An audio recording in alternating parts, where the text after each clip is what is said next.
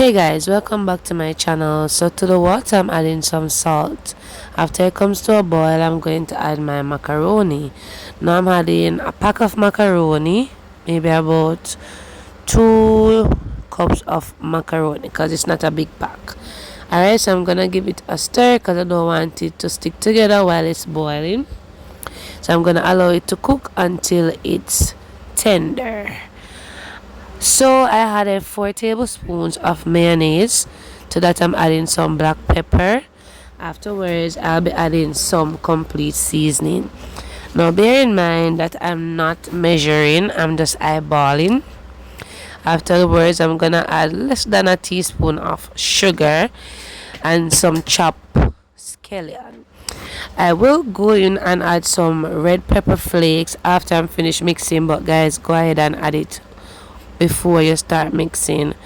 Alright, so this is how I create my little mayonnaise sauce to put on my macaroni. However, you can go ahead and add ingredients of your choice. So yeah, I added a little red pepper flakes, not much. So after my macaroni is finished boiling, I did run it underneath the pipe just for it not to stick together and for it to cool down the macaroni.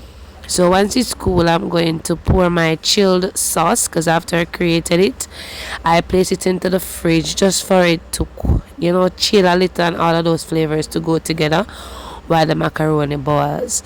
Now I have a little helper, guys, so he's helping me out very nicely. Now I'm gonna add a can of sweet corn. Now you can add a mixed vegetables, you can add a fresh vegetables, whichever way you like.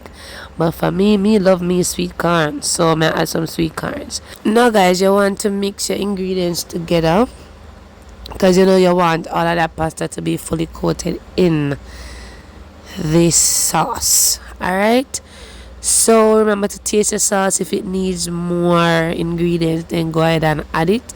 Mine was good enough, so I just went ahead and mixed. Then I put it in the fridge until I was ready to serve. So guys, I hope this video was helpful. If it was, don't forget to give me a thumbs up. Don't forget to subscribe and join the family if you have not yet done so. And if you try the recipe, don't forget to comment down below and give me your feedback. Thank you so much for watching. Stay blessed and go and big up on yourself.